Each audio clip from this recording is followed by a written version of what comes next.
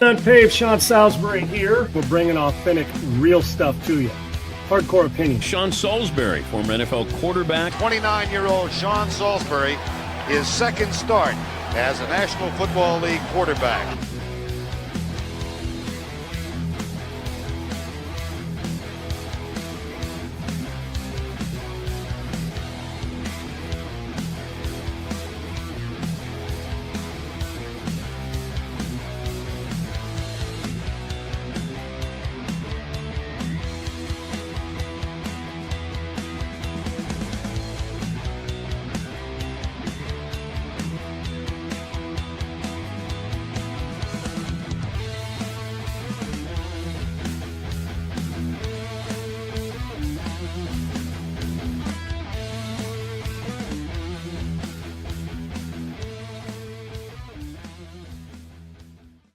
Hey guys, welcome in. Let me adjust this. Yeah, it is unpaved.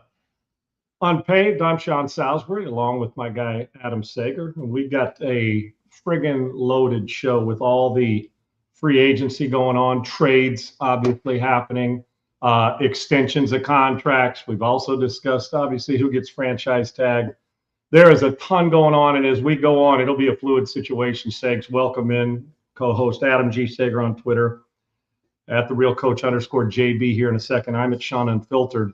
A fluid situation. There are things that will be happening this next hour that we're seeing by the minute, Segs, that seem to be happening.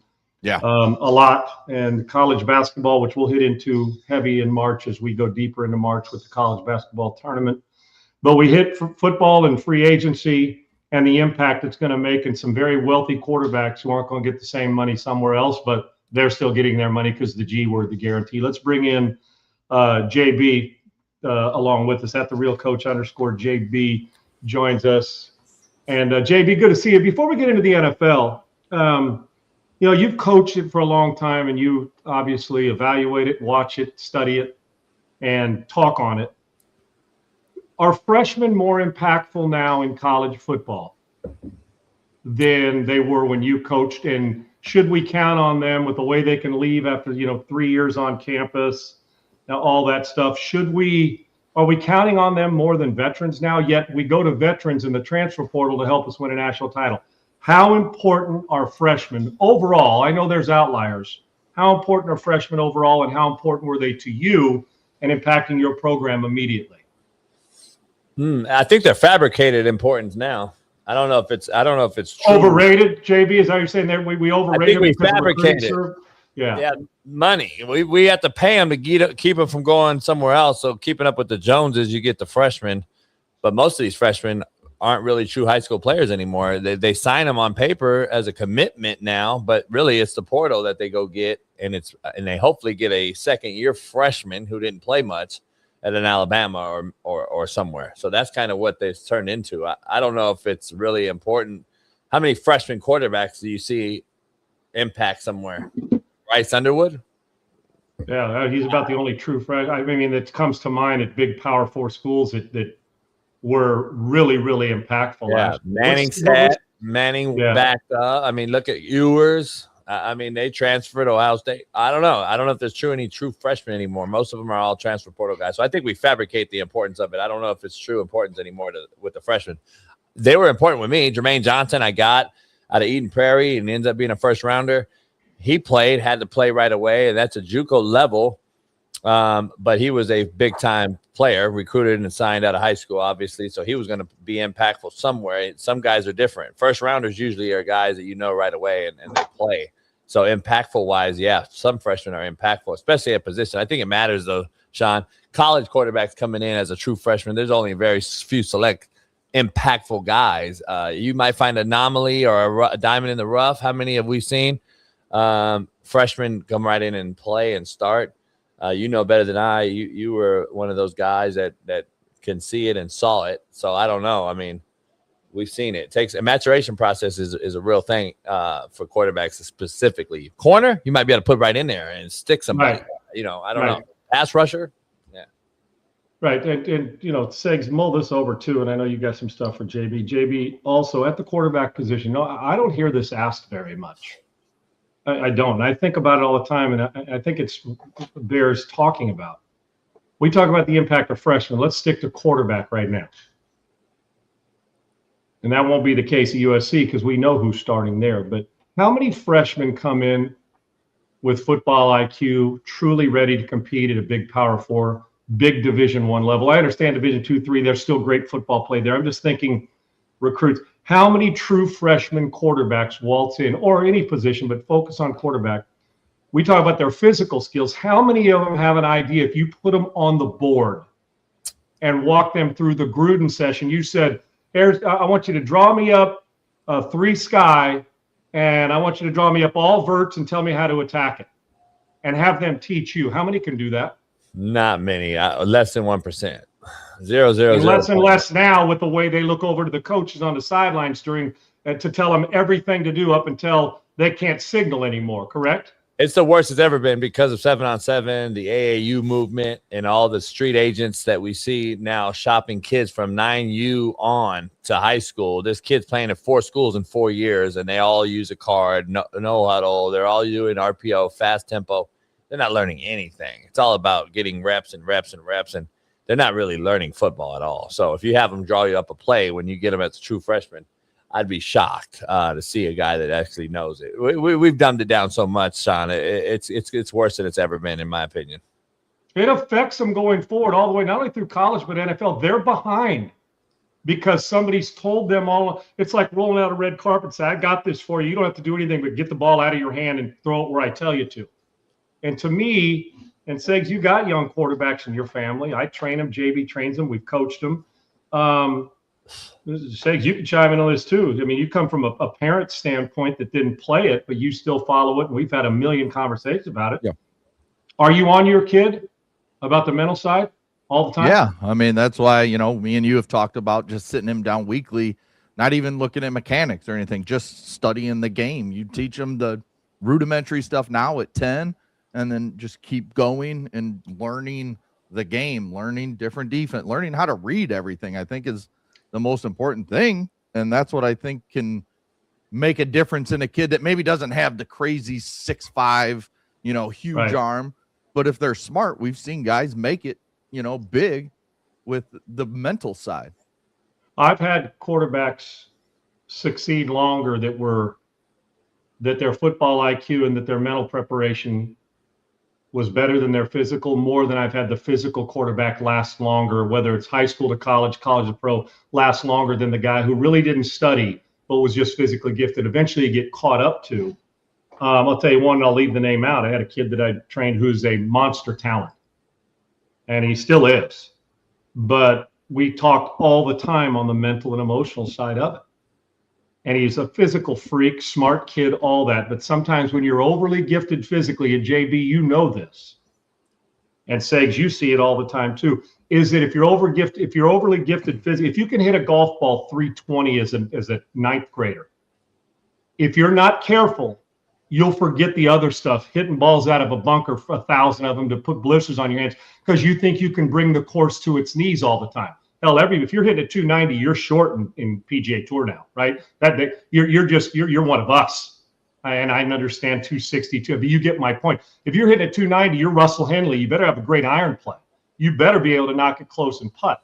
So with this, I see it all the time. And so this kid, we had trained for 4 years, and Division I player, Power 4 schools, gets there, and you know what he said to me when he came back his freshman year? Great kid, great, and still got a bright future. You know what he said to me? First, we walked back out, and he came back after his freshman year and got back. It was in June of his freshman year.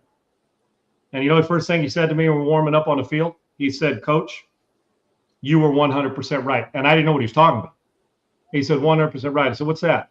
He said, I now realize, even after you said it, just how difficult the mental and the mental side, the preparation. I should have spent, this is a quote, I should have spent more time on that, not just this, meaning we were on the field getting ready to throw. And, you tell them, and I say it all the time. I say, every one of them will come back no matter how much you put in. One day a week wasn't enough. but they'll put in 8 days a week in the gym, and there's only 7 in it. JB, you see this all the time too. Put in all the time physically, and then you get them in the room, say, in the first week, I would do it to all my quarterbacks. I still would, wouldn't you, JB? Get up on the board. Hey, man, we put this in. We studied. Tell me what we're doing here. I'd like to know what we're doing here. We got attack. Here's 4. They're playing quarter halves. How are we going to we've drawn it up. We drew it up yesterday. Somebody get up here and teach it to me. If they can't do that, they're really no good to me physically because they'll be late or hesitant all the time. And so, JB, I'm sure you probably see that all the time as well, my man. Yeah, you coach it or allow it. The coaching has become so bad as well, though. So I always blame they bought into this hype, right? Yeah. JB. I blame the adult in the room always when it comes to kids. These guys are on a 7-on-7 tour. They're trying to get these guys to go out there and look pretty in shorts and shirts, and they're not teaching them anything. And then they're cross-coaching. So now you have 2 things going on. You got cross-coaching your 7-on-7 coach, who really is a slapdick. They know nothing. They're telling the kid what to and not to do versus their high school head coach. So now there's a cross coach going on. Now you got this slapdick telling that, oh, no, your head coach don't know what he's doing. And then you get the thing. Then he transfers because, the coach is screwing the mama. And it's a bunch of BS. So that's what's happening. I'm just telling you right now. And that's what's happening. They drop back at 7-on-7 and they hitch up to hold the ball and hitch up to throw it from about a half a yard from the line of scrimmage. Yeah. And mostly, it's not all of them, mostly in 7-on-7. It's like, okay, we got all the money at this, but I don't care. We're just looking at results oriented. I can't tell you how many kids I get back that went on and they went 7-on-7 a million times in the off season, and I get them back, and we got a month and a half before their season starts, and you know what they do? I'm like, I got to go back and fix all this shit. You spent 4 months traveling to every different state playing 7-on-7, spending $20,000, and now I got to fix your mechanics because you're doing exactly the opposite of what we talked about. Treat 7-on-7 like it's 11-on-11 football. That's the message. This is the better one. This is the better one, though. Set hut. It's fucking realistic as shit, ain't it? No center.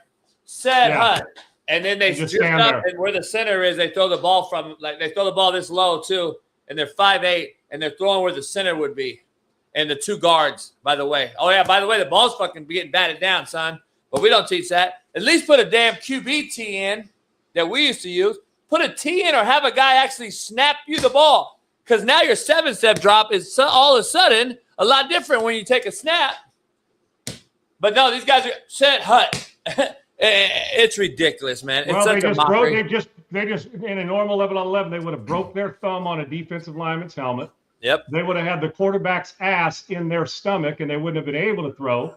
Yeah. And then somebody falls on their leg, so they're done. And by the way, you can't 7-on-7's not real football, and all reps ain't good reps. No. I assure you. It's a joke. So, and then you got the Santa Claus bag guy that you made a viral video about. He's got a Santa, he's got a bunch of goodies in there, and they got a guy. Yeah. I've seen the best one. The best one. The guy's cheering this guy. He's sitting on a chair like this on the field.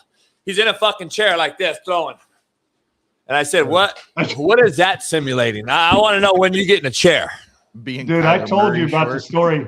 JB. And son, if you're fucking throwing from this low, if you're really sitting in a chair, are you throwing from here? Are you fucking you're throwing from there, but it's one of these. It's not a speed bump. You're throwing it over Mount Everest to try and get to the other side because you can only go up to get it down. You ain't going with a 1 ball. JB, I told you this real quick. It bears repeating. I get a message from a guy on Twitter. There is a guy standing on a tractor trailer tire in the middle of the field. First of all, somebody had to push that bitch out there. Me and you did. We looked at this one. Yeah, I showed you. I said, dude, you got to look at this, man. Yeah, he's on a tire. I'm telling you now, it's not a tire you'd roll out on my pickup truck. It's a friggin'. I'm talking about a big ass tire. Yeah, when you stand next to it, it's like damn near as big as you are. Yeah, right. And you stand, I'm 6'5", you stand next to it, they stand it up on the tire, and a damn near thing's as tall as I am. One of those big ass. And I get a message on the feed, and then an inbox says, "Hey coach, what do you think about this drill?" And the kid is throwing from a tire. You can't step off it, so you're throwing big. You're not even picking up your foot even if you had a wide stance, picking it up, put it down. There's no lower half explosion. You might break your fucking femur too. You're right. You're going to blow out your knee or your ankle or something. You fall, and then you're going to break your leg. Yeah. Right. I mean, stand there. I said, well, I don't remember the time unless it's guys in my face and I got to throw a blitz pickup backing up and throw a hot read in the flat. I get it. Off schedule. But we teach kids off schedule all the time instead of, and then when the real shit, when you're playing on schedule, they can't make a basic check down throw. So this guy's on a tire, and I say, well, I'm not going to badmouth any trainer because it showed the kid doing it. I said, well, I'm not going to badmouth any trainer, but I will tell you this. When we start playing football on Friday night on a tire, then I will implement that into my training schedule. Until then, we play on solid ground, and that's how we play. And until we change that, yeah, that's my favorite, JB. Or the one where the guy was jumping over a tackling dummy, putting his hand on top, jumping over the top of it, pushing it down, jumping over and throwing down the field at the time. And I'm like, I'm done. It's a mockery. It's a mockery. And you're paying them. You're paying them. These kids' parents are paying them. It's usually a single mom who don't know shit. So she's paying the guy that she likes or whatever who's hitting it. She pays this guy. And this guy's literally the worst. I mean, it's a mockery, man. It's absolutely so laughable. I feel bad for the kids because it's just, they don't know. They don't know what they don't know. Yeah, of course they don't. And they think they're getting accomplished. And then I say, hey, drop back and throw me a 6-yard hitch on to the inside slot receiver. They're going to jump and throw it. Oh, they have no idea. They have no idea to make it from a clean pocket. All right, JB, let's switch to the NFL. Our guy, Max Crosby. I know you love him too. One of your guys. How big is this for Baltimore? And how important was getting 2-1? Segs, you and I wondered if he would get 2-1s and hoped he would. I, as a Raider fan, still can't believe I'm bummed in two ways. I think both teams win. Raiders are 8 bodies away from being 8 players away. They just are. So they get more bodies. Now, what they do with them, we'll see. But you get the proven commodity that is Max Crosby, who is a great friggin' player. And you get 2 number 1s. So one gets bodies. We'll see how they work. The other gets a big-time edge rushing dominant player who fits them perfectly. This is a huge get for Baltimore. You're hoping it's a huge get down the road for the Raiders. What do you think, JB? Who wins the trade? And it's a bummer to see Max have to leave for us Raider fans. If the Raider standpoint, they were going to lose with him, so why not trade him? It made no sense to keep him. You need a foundation. I heard that was. They haven't been a playoff. They haven't been a playoff team with him, Sig. So JB. So yeah, so he just moved from it. Yeah. And I don't know why they weren't more transparent about it from the jump. They might have had more offers and probably could have got a player plus the picks.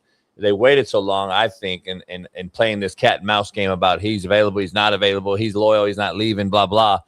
End of the day, he's 29. He's come off an injury, though. He has, my thing is I love Max to death. I've been talking to him recently. He's like, I think that a team that had 10 sacks total last year in Baltimore had to get a guy, number one.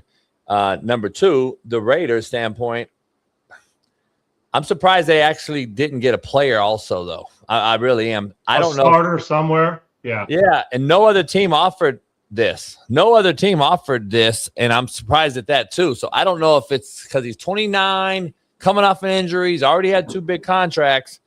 If that's what scared people off or what, I don't know. But I think the Ravens obviously get the player. Is he healthy and can he go? I wouldn't put anything past Max. He's going to get it done. He's just a determined guy. I think he gets it done. I think Baltimore wins right now. Maybe the Raiders win in the future.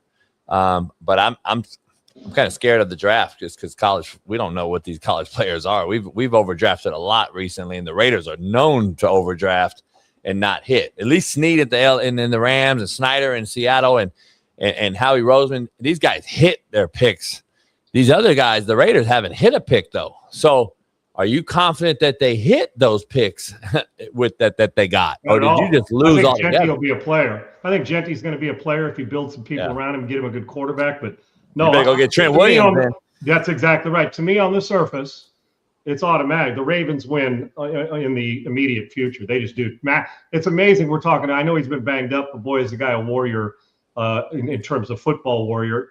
29 years old, and we're talking about him like the dudes. I still think if he's healthy, his best football's in front of him. This is an immediate win for the Ravens, who needed an upgrade, needed a bit of a facelift, and also needed somebody who just brings a different energy. Sometimes you got to get it outside the building. I think it's brilliant by them, and it's a little asterisk and a little incomplete you'd get on your report card for the Raiders, because history tells us about 1 in every 4 players they draft, or 1 in every 5 hit. So we're going to find out if this works. So right now, advantage Ravens, and You get another guy. They always seem to find a guy to come in and dominate for them at the right time, Segs. Yeah, I like the deal for Baltimore. Add him to Roquan and Matabuke and Travis Jones, the young D tackle. I mean, and a phenomenal free safety who's a freak show. Yeah, and they get Lamar back healthy, and then let's see if Lamar and company can get over the hump and finally make that Super Bowl. Yeah, they're not going to get over the hump. That's the problem. Yeah. They put too much pressure on Lamar now. So now even the pressure is even quadrupled for Lamar Jackson, who's won 3 playoff games, who CJ Stroud is the same amount, by the way, in 3 years. So this is a guy that just, in my opinion, can't win a big-time playoff game and is never going to get over the hump. And Max doesn't play quarterback last I checked. So I don't know how this doesn't even add to the burden of Lamar Jackson, especially wanting a new contract coming up. So I'm not a Lamar guy. I like the kid.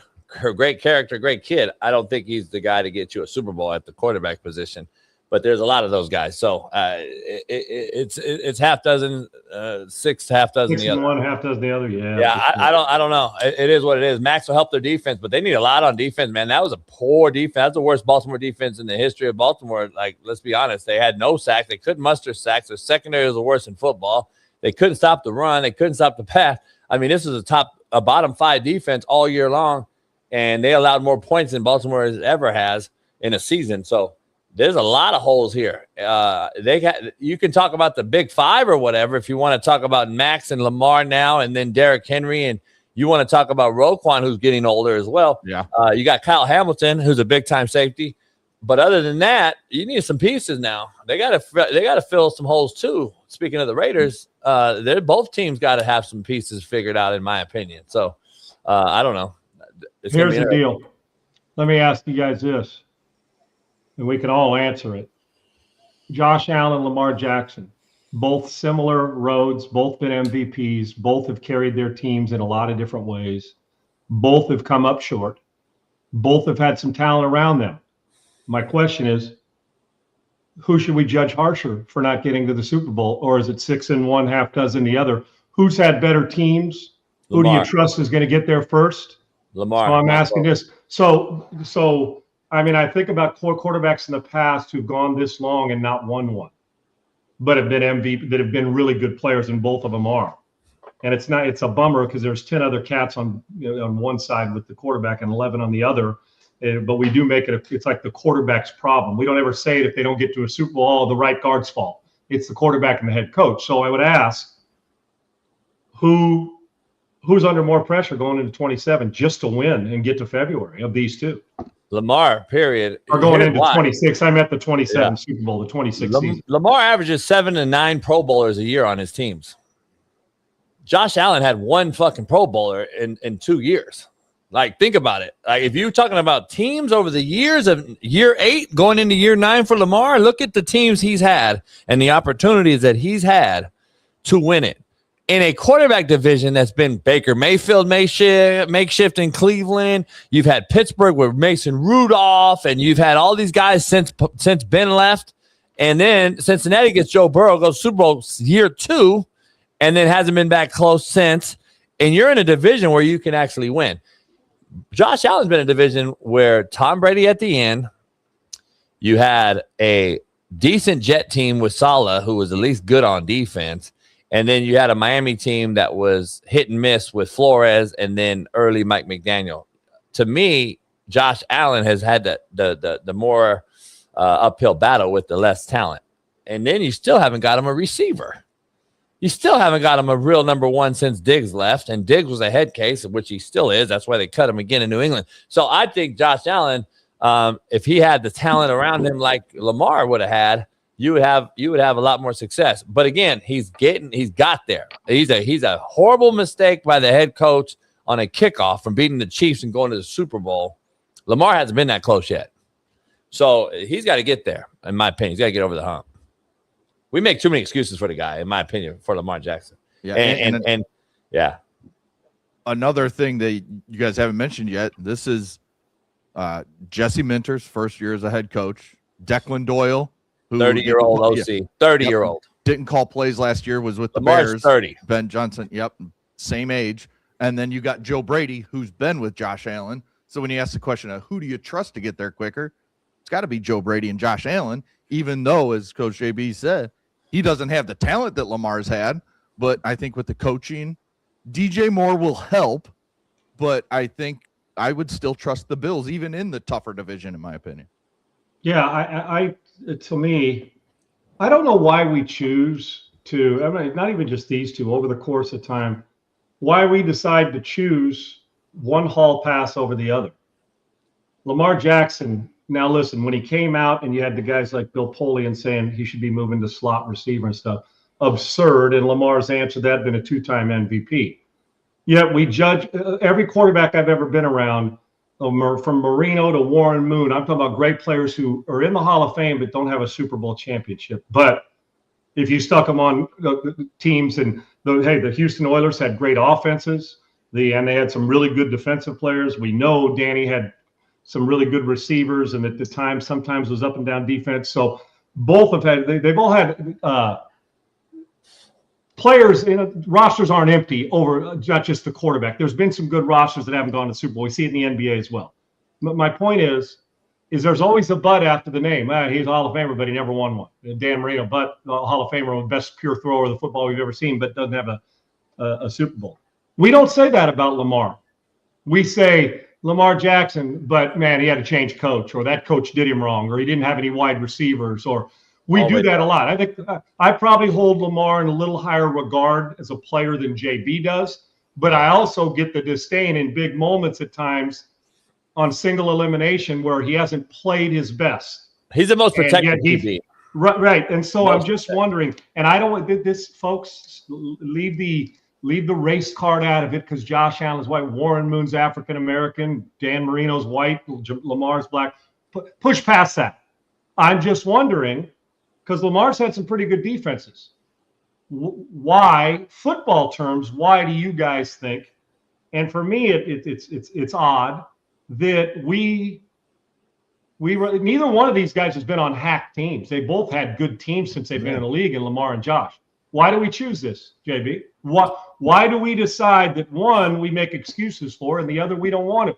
Is it because the way we talked, that some of these experts talked about Lamar and they were wrong, that he's not a quarterback and he's proven that he is? But yet Josh Allen went through some of the same thing. Nobody thought he'd be accurate, and he's proved to be pretty damn accurate from Wyoming to the NFL. What's the issue here? Why the hall pass for one and for others we don't give it? I don't know. I broke this down in full totality. Like, Harbaugh's 10-5, 8-4 in the playoffs without Lamar Jackson with a Super Bowl. He's 3-6, 3-5 with Lamar in the playoffs with Lamar since he won the Super Bowl. So we blamed Harbaugh. Again, to your point, we protect and defend Lamar Jackson more than any quarterback I can remember. You won with Trent Dilfer, Sean, who couldn't hit water fell of a boat during that playoff run. If you don't hit Shannon Sharp, and if they don't go on and do other things, that was Billick at that time. But then Harbaugh got it and wins the Super Bowl with who? Flacco. So I'm just saying, you're not putting Flacco on Lamar's level, right? So he won with Flacco, and they won one prior to Harbaugh's arrival with Brian Billick, and Lamar is 3-6 in the playoffs. And then yet again, it's someone else's fault. Has he got a wideout extension? Has he got a wide receiver, a big bag of money anywhere? Hollywood Brown, they say. Guess what? Hollywood Brown was going to get paid regardless because he already had his time in. He hasn't got a new guy paid anywhere else. And that's how we judge quarterbacks. Aaron Rodgers was getting nobody's big bags. Scantling and all these guys he was getting paid for that went to other places and got big bags because of what Aaron Rodgers was able to do. Cobb and all these guys, even the Watson before Aaron left. Well, Devontae got paid too. Devontae got paid. Yeah. Devontae, I mean, just think about the wideouts. More than once. And I argue Mahomes hasn't got a guy paid either, because Tyreek Hill was going to get paid regardless. It doesn't matter who was throwing the ball. So other than that, who is Mahomes got paid for? So you got to look at it that way. And I know our guy, Noel Mazzoni, judges it that way as well when he was coaching with the Jets. Like, who do you get paid the next bag of money? That's how good we really look at you as. Lamar hasn't got a guy paid. Guys don't want to go there because they know the ball is going to be limited. Not only because of the offense we have to run, because Lamar is not your traditional guy, But also, I'm wide open and I'm running around back here. Why Kyler Murray has the knock and these other athletic freaks. Again, I go back to coaching, Sean. I think we've done them a horrible disservice when they're younger, and we haven't taught and trained these young freaks of nature the proper way. So, because you and I would have loved to have some of these freaks when we were coaching at in our height. I would have loved to have those type of guys, and that's what I coached.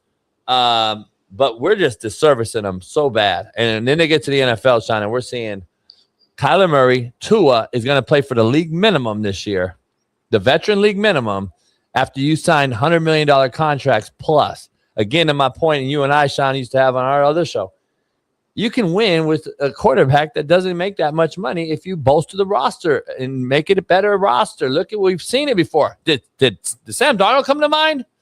He's only won 30 games. And how about his salary? How about Danny Dimes having Colts in playoff contention before he gets hurt? And he was forgot about. Oh, shit on that guy. You can win. Davis Mills? No, I love CJ. No, CJ well. But you can win with Davis Mills and go get Davis Mills. They don't go to the playoffs this year. No, they don't go to the playoffs. So, like, there's guys to do it, and we're seeing it full time, and I've been preaching it for 5 years. We're actually seeing it right now, and we're going to see it because Kyler Murray and Tua are proving facts. They're going to play for the veteran minimum coming up this year, and they've gotten huge bags already. So you can win with these overpaid we're overpaying under deliverers, and we got to stop doing that. Or you better change the salary cap and make the quarterback have its own cap. I also tell you this, and I got one question for you both. We can all three give a quick answer before we let JB go and Segs, you and I continue. Is we've talked about Watson having the worst contract we've ever seen, $230 guaranteed $1 million. Well, I got news for you. Tua isn't going to end up being far behind. No. I know it's not the same, but to pay somebody $55 million, that quite frankly, while I like the kid and if he throws on time, everything has to be perfect. He's probably half that worth when it comes to quarterback. He's he's just a guy right now. Because he's living out that Texan year. He's living out that Texan year. He's just a guy. So I'll ask you guys this. I want you to cut off free agency and trades today. The offseason ends right as we're speaking now. Fair enough. Forget about what's going to happen in the draft or anything else. I'm talking about right now. What's the biggest, what will end up being, coach or player? Pick one, just off the top of your head. The most impactful move when we start this for next year. I know the draft's coming and Mendoza's going to be, I'm talking about, let's just assume everything's done today as we sit right now. What will end up being the most impactful move, player or coach, when the season ends in 2026, just with the guys now, if we had to gauge? And it could be re-signing a guy. It can be getting a guy in the free agency up until this point today. It could be the Max Crosby trade. It can be a receiver getting moved to another. What's the biggest deal we've had so far, coach or player, that's going to impact their team next year? Walker to the Chiefs. Okay. Kenneth Walker to the Chiefs. Andy Reid hasn't had. We haven't discussed, which is huge, and they don't have to waste the draft pick. You and I talked about, Segs, about trying to trade around and move up to get a guy to get love from Notre Dame. This is a great. Andy hasn't had a Chiefs done. Right, I know. They thought they had a back. They were getting one with Edwards-Helaire. That's what they thought. And he busted, and then you had Pacheco, you thought was a workhorse guy who had a decent run throughout those couple Super Bowls, and he kind of fell off. You had to go get an old veteran in Hunt, and now you have a actual consistent back that Andy Reid relies on so heavily in that offense. Plus, he's a multifaceted guy, so he can catch it out of the backfield, which Andy requires. So I think it fits Andy Reid perfectly in that system. So I think right now I think Trent Williams becomes available, it will be him. Okay, Segs?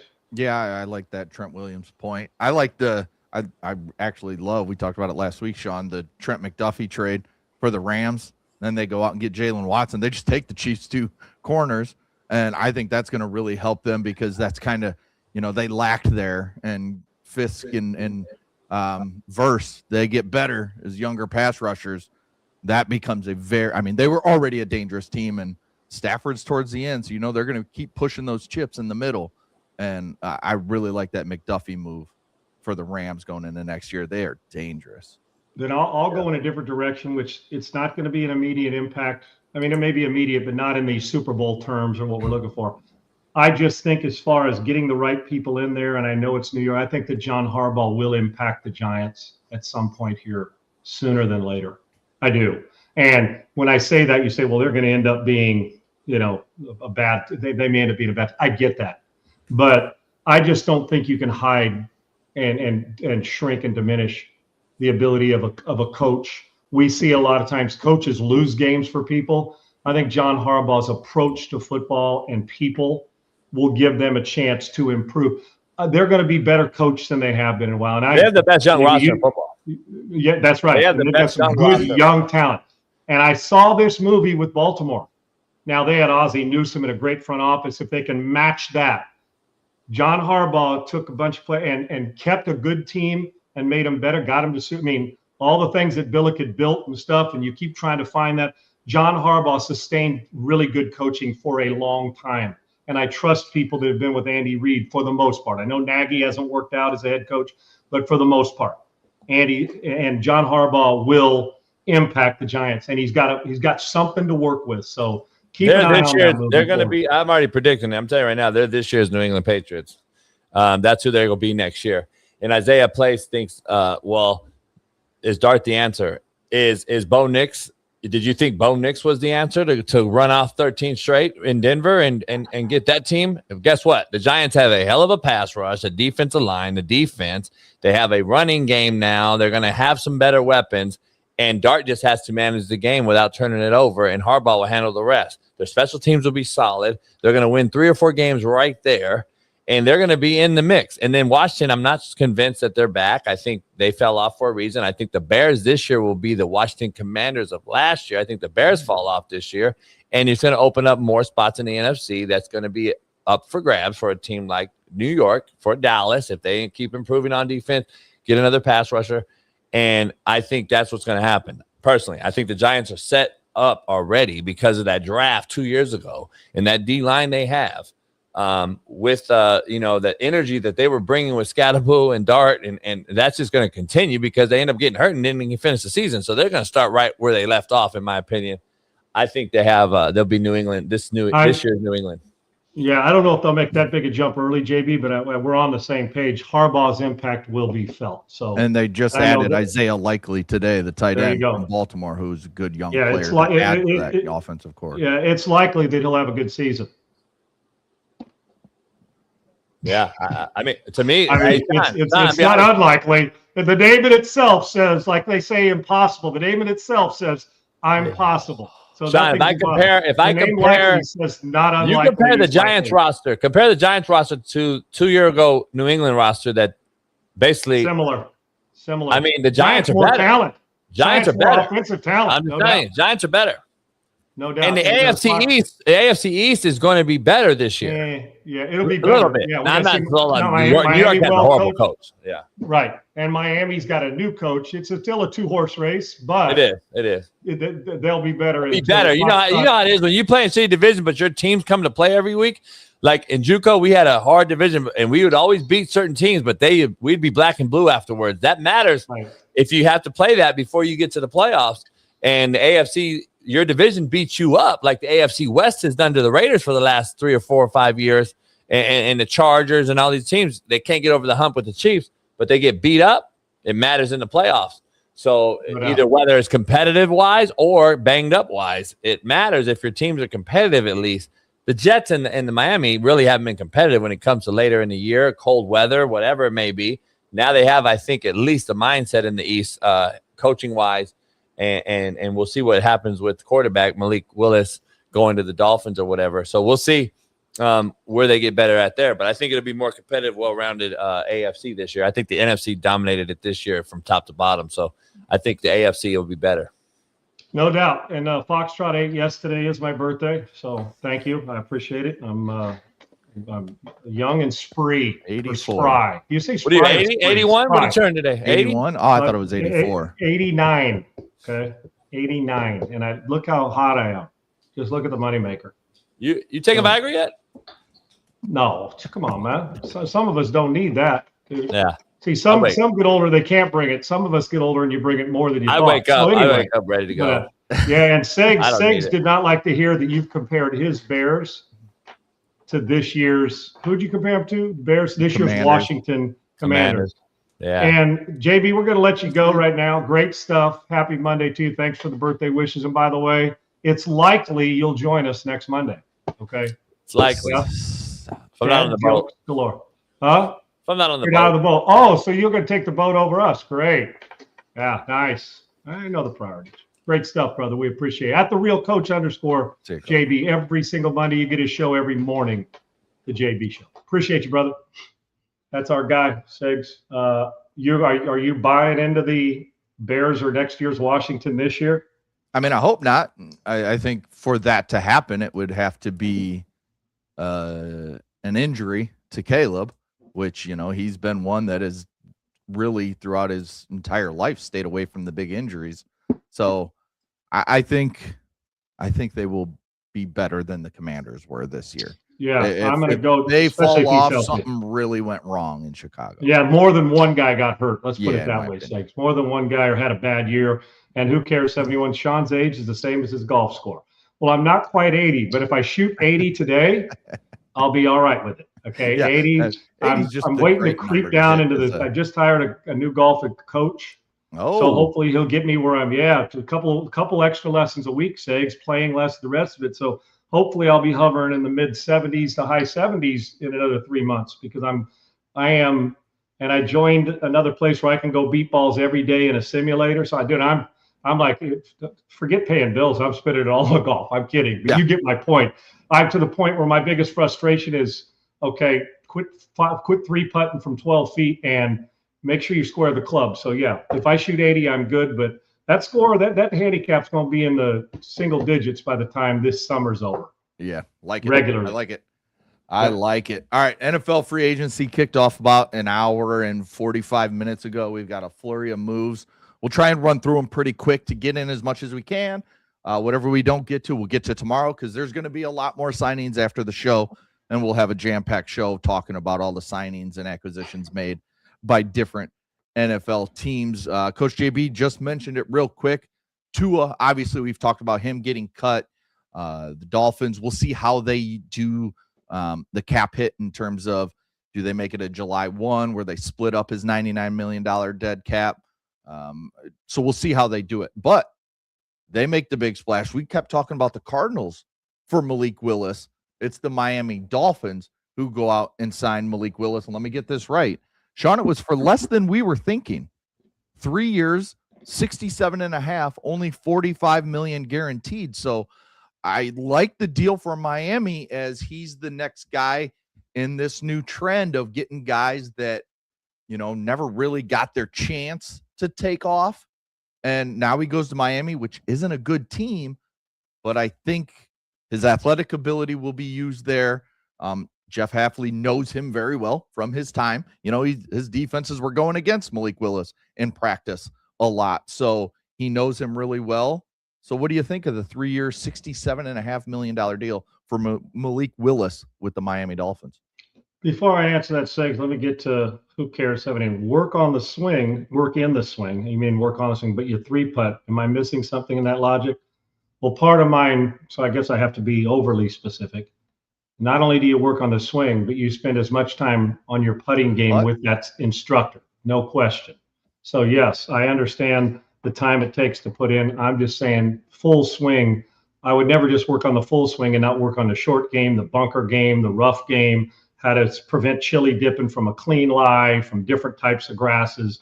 But yes, putting will be at the top of the list and grinding on that every day. It was just overall hiring a golf coach that can help you with all of your games. So I work on a putt. And so the logic is if you can keep the ball in the fairway, first off, it makes everything easier. So you're not playing from an unpaved path. Okay, so that's that. Segs, I am actually surprised, not that the Miami Dolphins did this. I've told you on here, I believe Jimmy Garoppolo is going to be the quarterback in Arizona. That's my belief. Yes. And I'm sticking with it because of the believability in him to LaFleur and LaFleur's,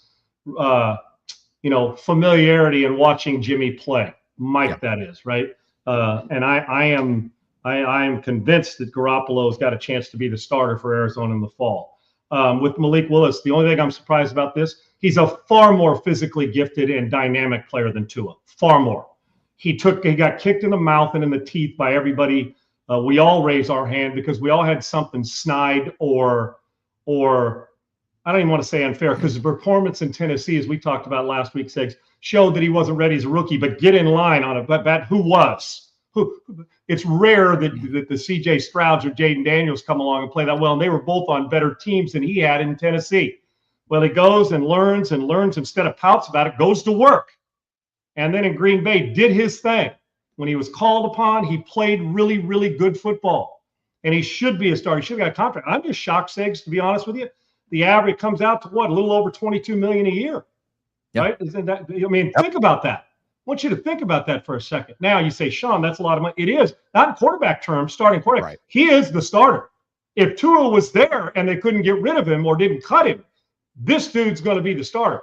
And all those things you Miami Dolphin fans craved, vertical passing game, can make stuff off schedule, can rip it into tight windows, and not just tight windows that you got to throw on time, because if Tua missed a window being late, or if everything wasn't, boom, 1, 2, 3 out, 1, 2, 3, 4, 5 out, Tua just wasn't physically gifted enough to do stuff that required a little bit of extra. That doesn't mean Tua didn't have good moments. He's had really good moments, and he'll go somewhere and compete. Good on him. The Miami Dolphins now finally are going to have a physical specimen at quarterback that can rip it and make every throw ×2. Now the development and how they coach him up and all that will matter. This is a great gig, and it is a bargain basement gig. People are going to say, well, he hasn't started that much. Great. I've seen guys paid more that haven't started that much or around that much to get a chance and to rejuvenate a career, which he's already done in Green Bay. I think this is a brilliant get. I think it's brilliant negotiation, because I think if he holds out longer, Segs, he probably gets more. Yeah. He probably does. But here's a guy who wanted to get into a building and be the starting quarterback and get to work.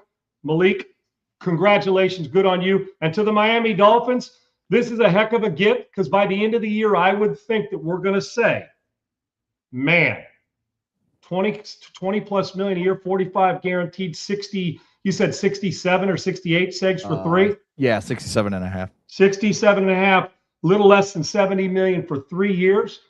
I'm going to tell you, in December when we're talking, we're going to say the Miami Dolphins are committed legalized theft. This dude should be getting paid more. Good on him, and good on Green Bay with the way they coached him up and prepared him for this. Miami got a good one. Miami's offense will drastically shift, not only with a new coach, but with a guy who can actually push the ball to places that Tua could never dream of throwing it, especially if he's a split second late. No knock on Tua. Those are just the facts, and this kid's a far more physical. Though, go back and look at tape on him in Green Bay and when he was at Liberty, and check out some of the throws he made. It's like 6 Russian cosmonauts in a micrometer. I don't have any idea what that is. I just know it's explosive. Okay, yeah. There you go. Yeah, it'll be interesting to see how he's used down there, because he can use his feet. He can do all that. Now, the guy that's leaving Miami, Tua, sounds like, by all reports, he's heading to Atlanta to be the starter at $1.3 million. Penix is coming off another ACL injury. He won't be ready for the season. What do you think of Tua and the Falcons? Because that's a team we looked at and we said Bijan and Kyle Pitts and the kid Drake London, and they added pieces to that offense with a solid offensive line. And now you go get Tua. What do you think of that fit, real quick? They're going to have to run the football a lot and rely on play action. And they're going to have to run, and Kevin Stefanski is going to have to run an offense that relies on timing, because Penix has got a better arm than Tua, and he can rip it into intermediate places. Cousins obviously had, and he will not be there, obviously. Right. Cousins had, he's a 4,000 yard every time he starts. He's going to throw for $4,000 plus. So we know he's a numbers machine. To me, it just says it's not a bad insurance policy, because if they were both healthy, Penix starts. You're not going to draft that. Penix starts. But this is a chance, because there's certain limitations Tua is just going to have. Segs, you're not changing those. I can't change the DNA, right? I can't shift that. I can make him understand offense better, throw on time. He's got good weapons, but he had some pretty damn good weapons in Miami too. When they were going good, Segs, and it was finesse football and they could throw on time, They'd go for they'd get 500 yards of total offense and everything would be great. The second they face a little adversity, playoff schedule, or can't play in rhythm, or get cold and play in the cold, they were done. I'll tell you one advantage, Segs, half his games are played indoors. Yeah, you don't have to worry. I'm just telling you, for a guy that's not as overly physically gifted, he won't have to worry about 8 or 9 games a year relying on the fact that, well, in Miami, South Florida wind or somewhere else. I know people think, well, that's not that big. It is the guys who are carrying more pop gun than they are howitzer. Okay. So yeah, Segs, for all the experience he has, this is a good get, being the fact you're going to pay him minimum because Miami Dolphins are paying him all that. And you get a left-handed guy. The truth is, Segs, I know it's going to sound weird. The spin, just like on a left-footed punter to a right-footed punter, the spin's different. At least you're going to keep that routine the same when Penix comes back. Right. I know that that's not very logical, but it happens. So anything you can milk out of it. And I think Stefanski, we've seen him do a lot with a bunch of different quarterbacks, but he's got to keep this offense quickly moving and playing fast and playing in space, because two ain't dropping 7 or 5 steps, holding the ball a long time and pushing it mid-level down the field. That's not him. They're going to have to make changes. And had the same coach been in, I'd have been a little question. With a new coach, Tua can survive it. The question is, can he excel at it? Because I don't want to hear he ain't got weapons. You mentioned of Robinson, London, Pitts. That's a good place to start. They are not empty offensive, and they got a solid enough offensive line. He's just got to learn to get the ball out on time and to stay healthy. For the price they're going to end up paying him, it'll be a good backup to have who will start until Penix is ready. We talked last week about the franchise tag and who got it, who didn't. One guy who didn't get it is Kenneth Walker, Super Bowl MVP with the Seahawks, coming off a really good season.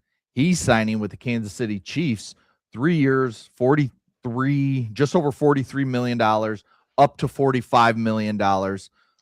This gives the Chiefs, as we talked about with Coach JB, a true, real RB1 in their backfield. And Mahomes, I know we kind of talk about him like he may not be there right away, and he may not be there right away coming off the ACL, but he said he's targeting the start of the season. Will it happen? I still don't believe so, but I think we could see like week 4, and if they can come out and just go 2-2 and get Mahomes back. Travis Kelce looks to be re-signing for another year and going to play another year there. So getting Kenneth Walker, what does this do for the Kansas City Chiefs offense under Andy Reid? I think this is friggin'. We talked about saves with JB and you and me just to today before the rest of free agency or any more trades or anything draft that's happening. And JB thought that this was the best off-season deal so far. I'll even take it a step further. You want to talk about stealing. Now, I know they paid him, but this is the best running back the Kansas City Chiefs will have had since who, Segs? Larry Johnson? Yeah, I'm trying to go back. When Larry was at his best. I mean, I know guys that Charles. Okay. Yeah, Jamal was post LJ. That's fair. Yeah, that's fair. Jamal Charles. There you go. Come up with off the top of my head. I'm going to say that's the one, and he was a hell of a player. Yeah, really good. But now you get a guy who's got wiggle. We saw it in the Super Bowl, but he can thump you as well when necessary. And he's coming off a phenomenal. He can't go in. He's bringing a ring to a place that already has some. This to me is you're not going to take long for like some rookie to come in and learn how to pass protect. It's not going to take long for him to pick up what they got to do. I actually think this is going to be a bummer for Seattle. I do, Segs. I'm just telling you in the line. I understand getting your back healthy and the rest, but I still think the missing him is going to have an effect on Seattle. Now, whether it means they're not going to win the division or get another Super Bowl ring, we'll see. I think this is going to prove to be, because you know my approach on run game, play action, and physicality. And this dude brings everything. He can be a 3-down back. He can thump you and get going. So I'm just telling you, since Jamal Charles, this is the most electric guy you get. And Segs, when I watch him run, he is a football playing Jesse, as I've mentioned about certain guys. He's one of them. I think this is a great get.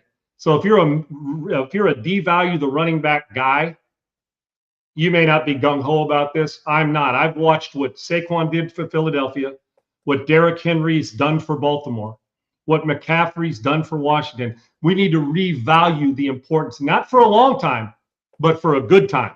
And right now, Kenneth Walker brings to them. Allaire will never touch what Kenneth Walker's about when he was in the league when he came in. And while Pacheco's a thumper, he doesn't have what Kenneth Walker has. Like This to me, getting people healthy, this is a step in the right direction, and it frees you up with those 2 first-round picks not to have to spend it on a back, as we said earlier, to upgrade that position. This is a phenomenal get and a great choice by Walker, because I got news for you. The Kansas City Chiefs ain't staying down long. The organization is too good. They still got the quarterback. They still got the defensive coordinator, and they still got the head coach. He'll impact, I'm going to tell you what, as much as I love Kelsey, he's going to impact Kansas City next year more than Travis is.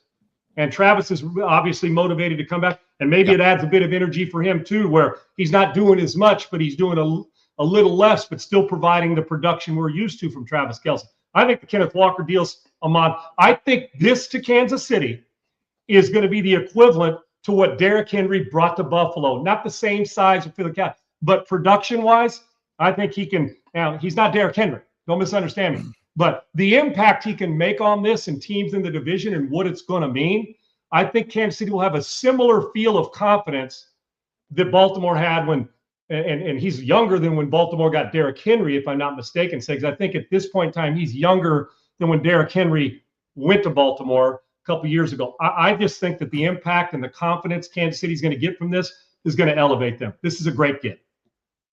I just saw this. The Raiders have signed Tyler Linderbaum, who is regarded as one of, if not the best center in football.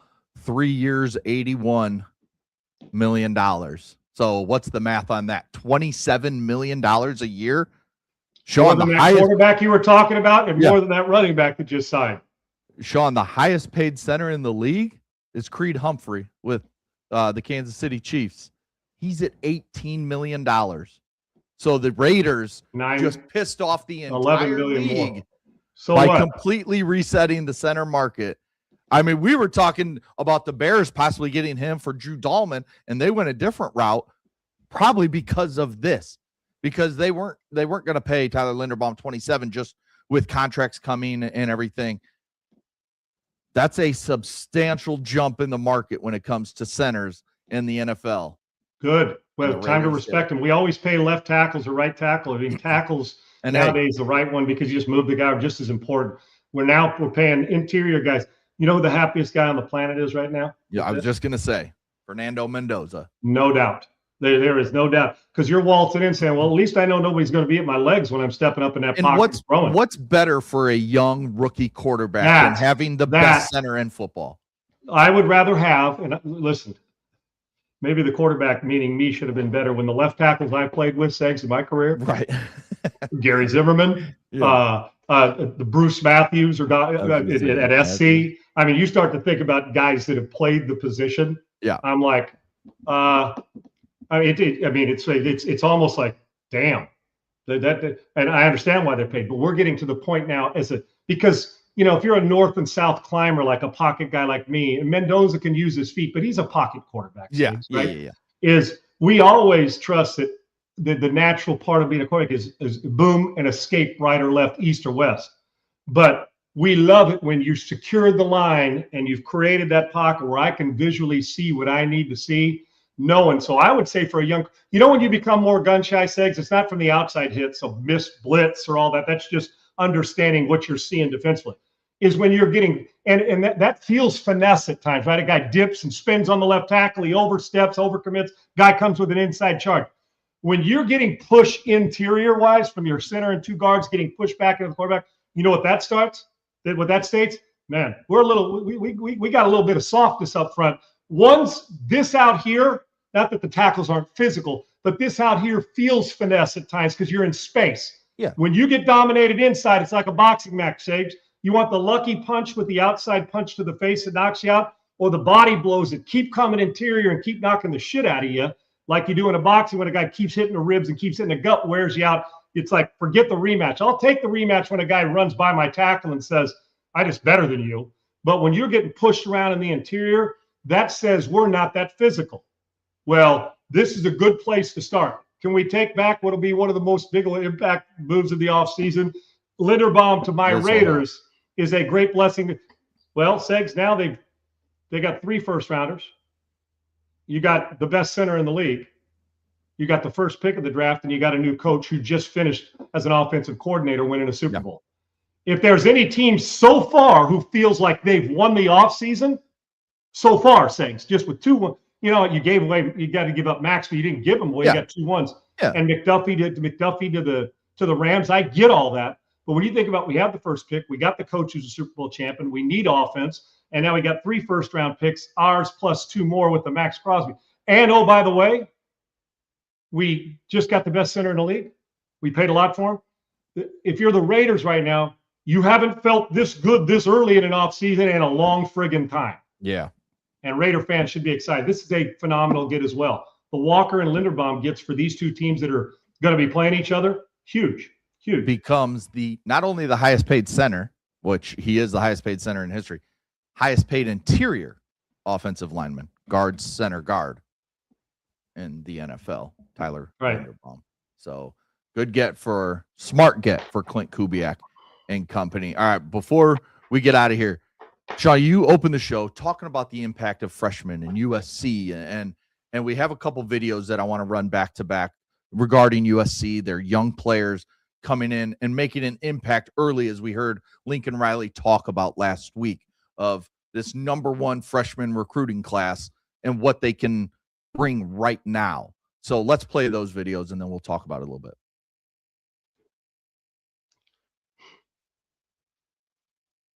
Some of that physicality you're talking about there, right? With the young running back.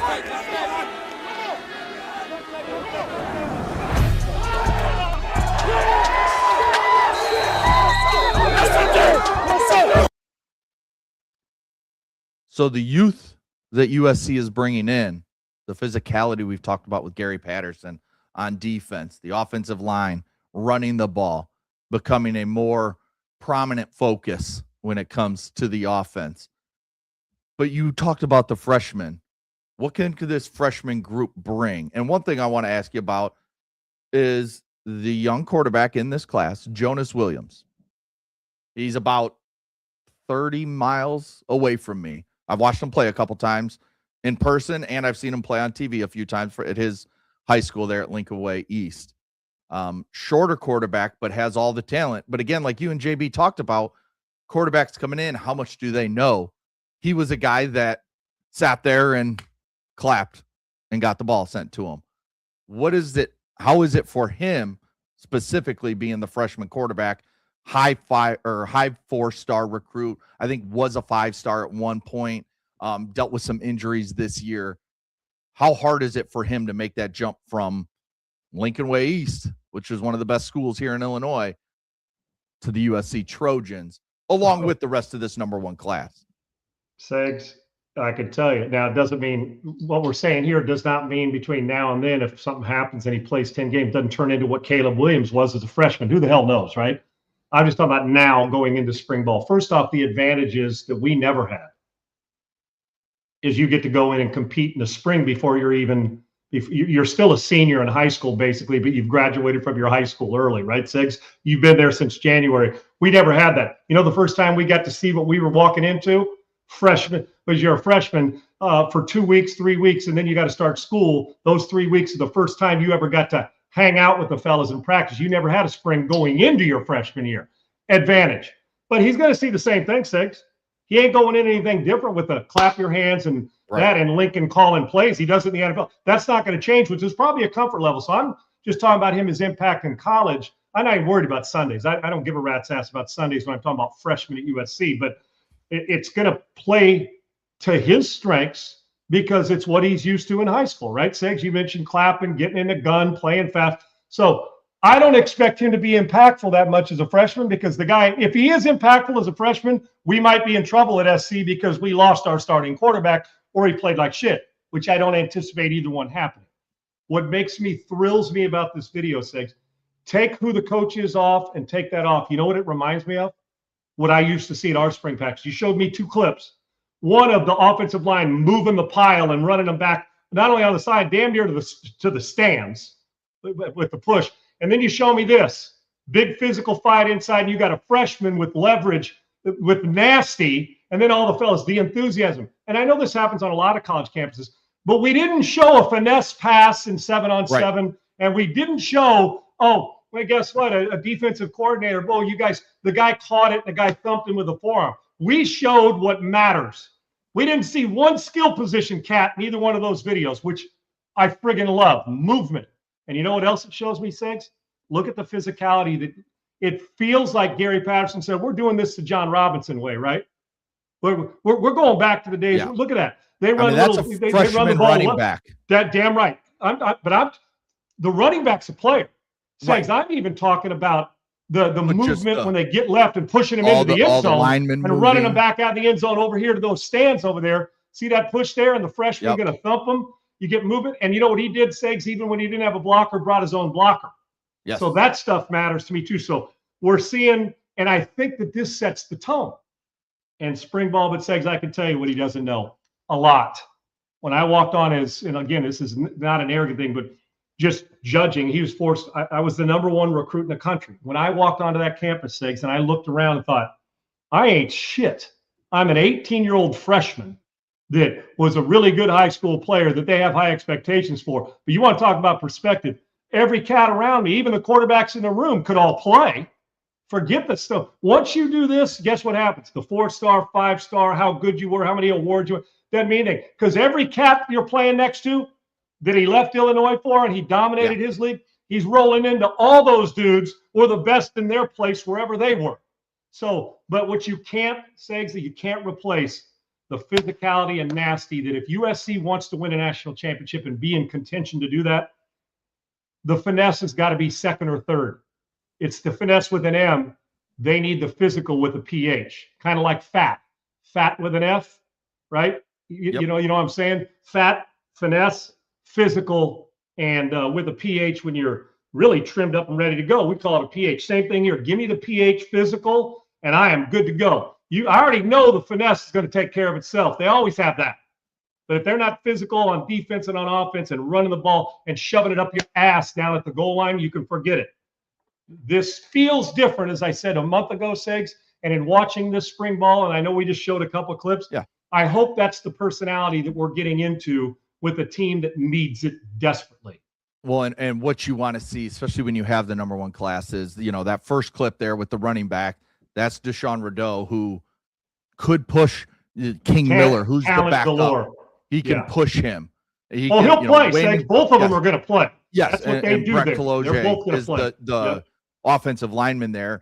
And I think those are two positions where, especially at guard, you can see a true freshman come in and have an impact on the offensive line.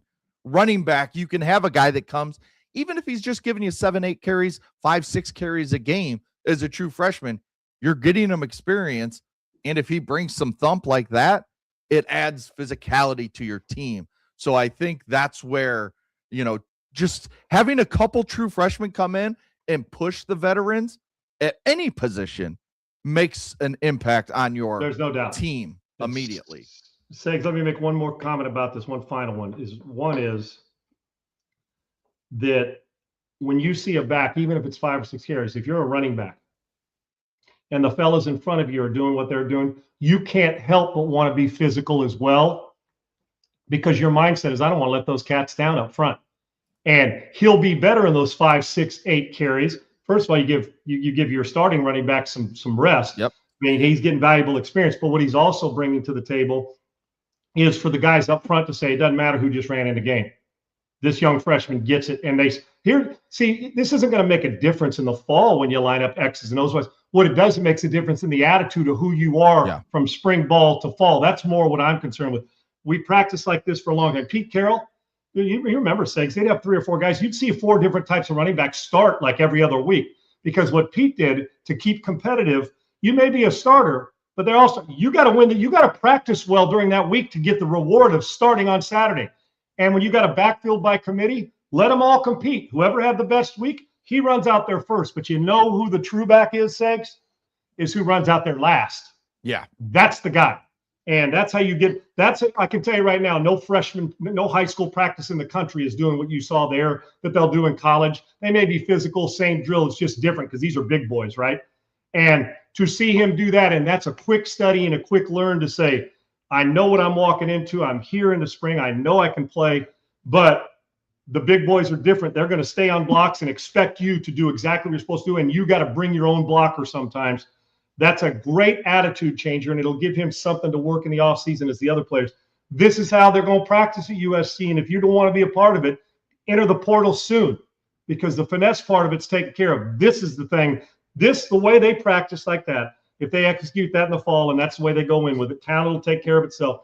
They will look different, play different, and they will be in the playoff. That's the kind of physicality you see. Now, one practice doesn't make a full season, but I can damn well tell you this. I always like going into a fight when I'm more equipped physically and tougher and nastier than the guy I'm going to fight, even if he's, taking some lessons somewhere to box, because I'll survive that. And SC's got to get to the point where we're not just worried about the finesse. You're worried about the body blows. And if SC gives a lot of body blows, it will change. Going to be interesting to see how, we keep talking because, it's your alma mater, USC. We have an insight into them. I can't wait to see. I just can't wait for the college football season to start. It's my favorite. I'm like, just give me college football and college basketball, and I would be good. I'm actually getting into college baseball more, like the college game, even with the NIL, which is kind of taking something away from it all. But it's still college. It's still the young kids learning to play the sports that they're playing at the highest levels and trying to move on. So that's what I think I love most about college sports. But USC has a chance to make a statement next year in the Big Ten. Segs, I'm a huge baseball guy, and so are you. And my alma mater's with Rod Datos, had a pretty good. I was there when, like I said, with Del Rio and Rodney Pete and Randy Johnson and McGuire were on the team. We were pretty friggin' good. We were pretty loaded with talent. We're 15-0 right now, Segs, undefeated. And our left-hander, we went back-to-back shutouts against Illinois this week. I'm telling you right now, Segs, they've never been 15-0. I think it's the first time in school history. So the Trojans look like they're climbing and getting better. But this is where, I know it's your birthday. I don't want to do this. Don't buzzkill me. But your rival, UCLA, is no joke at number one with the number one pick in the country, Rock Kalowski, who will be a Chicago White Sox come July, I think is when the draft is. You need him.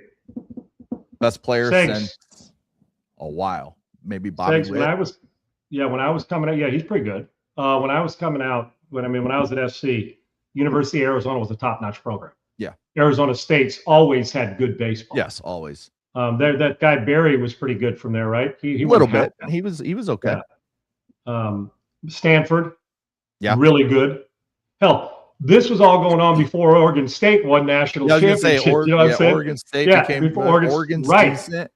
Right. So Stanford, Cal could show up, but Arizona State, USC, and UCLA, they were balling, dude. And every time you turned around, there was another from Garrett Cole at UCLA, who's a little younger than I am, but they were rolling people, right? Regularly. And SC was loaded with dominant players.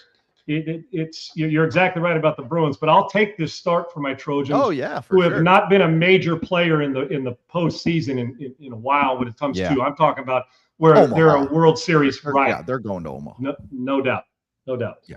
All right, tomorrow we've got plenty more to talk about. The Colts have made massive moves to change up their roster, but something about the quarterback we'll talk tomorrow kind of piqued my interest, and we'll see what happens. He did get the transition tag at just over $37 million, but something that was talked about when they were negotiating a long-term deal, and they're still trying to get that deal done. We'll talk about that tomorrow. His major weapon, Alec Pierce, he stays for a monster contract. And then his other target, Michael Pittman, he gets traded to the Steelers. We'll talk Jalen Phillips moves. We'll talk more about the quarterback market. Does Kyler finally sign with Minnesota? I've been trying to stay up with the moves throughout the show. Good luck. It'll take you 50 hours. It's too fast and furious because they just keep coming. Travis Etienne signs with the Saints. I just saw that. So there is a lot going on. The Seattle Seahawks defense is getting rated a little bit. Kobe Bryant signs with the Bears. Not that Kobe Bryant, the safety.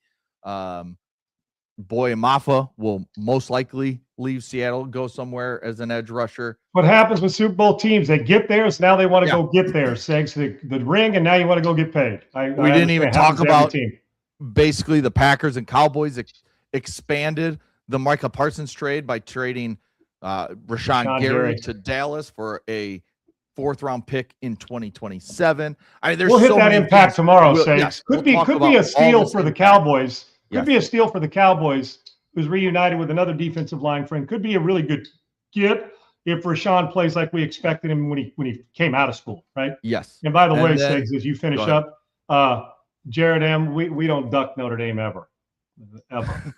Okay. Ever. Respect for Notre Dame, love them, but I got news for you.